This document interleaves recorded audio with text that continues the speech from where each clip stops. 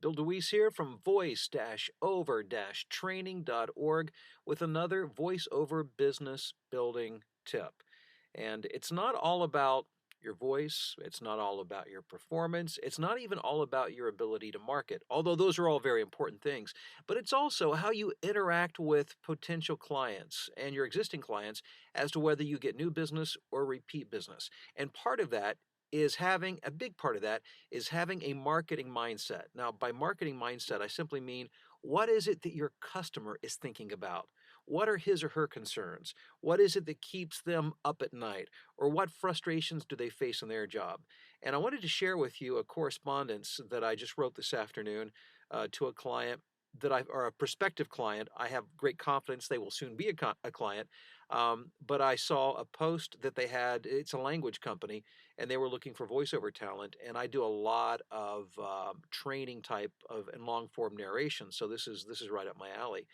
So I responded to their ad, and I got a very quick response saying they felt that or they liked what they heard on my demos, and felt that I met their criteria, but they had some questions. And I could tell by the questions that they operate a very professional and very organized organization. You'll find a lot of your clients are really winging it by the seat of their pants, by the way that they conduct business with you and by the scripts that they send you, which you can tell aren't proofed and all of that kind of stuff. But occasionally you will find the client that it's a bigger operation and they have all of their systems in check and they have their quality control in place and they want to make sure that all the T's are crossed and I's are dotted. That's a good thing because that means they deal with you on a very professional level. That typically they will always give you a heads up when a project is coming, and typically their scripts are proofed ahead of time so that you don't have to do corrections on the fly or worse yet, just guess, at what you're reading. So anyhow, the gentleman that responded to me said again that they liked my material, thought I would be a good fit for their company and for their projects, but had a few questions, things that he was concerned about. His first concern was regarding pricing, and I wasn't as clear in my pricing in my initial email as I could have been. And they were looking for specific pricing on long form narration. And so my first point is here: when somebody ask for information on your pricing, be as thorough as you can. For instance, one thing that I did not mention is the fact that in addition to, I charge a per finished minute of audio charge when I'm doing long form narration. But I also, if they require that a script be cut up into pieces, into small individual files, I have a charge that I charge per file saved because that's time and effort on my administrative assistant's part when she's taking care of all of that. So I do have a small charge for that. So as you can see here in the letter that I wrote or the email that I wrote, good question. I apologize for not addressing that in my last email. So I go on to try to be as thorough as I can. So I add information. If a script is required to be broken down, I charge X amount of money per audio file.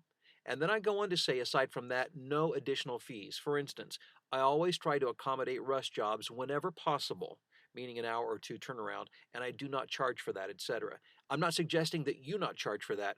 My point is that this is a gentleman who's very thorough, I can tell in his job. So he wants an in-depth explanation of my charges. So I go on to do that.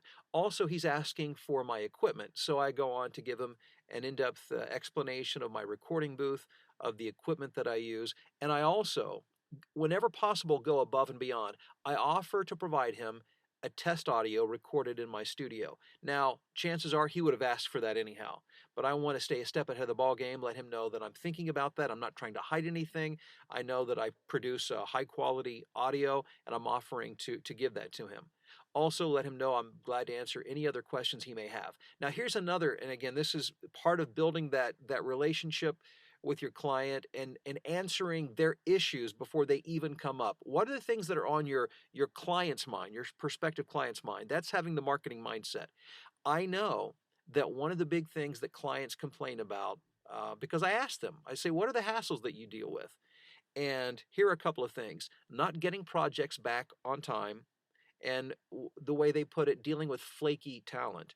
And flaky talent meaning that they don't respond promptly when they're emailed or when they're phoned, or they'll appear for a project and then they'll disappear without any other correspondence. So I try to address that. I let him know as you can see in my email, that my intent is to form a lasting client relationship by offering a quality product and great service. And then I give him specifics. These are, I'm guessing, the things that keep him awake at night. I know error-free audio delivered on time is always important, so that is always what I work toward. Do I do that 100% of the time? No, but I sure try. And we proof everything before we send it out. Again, to try to, as much hassle as you can eliminate for the client, the more thrilled they will be and the more consistently they will use your services. So mention that in your correspondence with clients and prospective clients. Let them know that you're aware of that and you're working to make their job as easy as possible. Hey, take what advice you can here, use it, implement it. I wish you great success in your efforts, and I look forward to talking to you next time.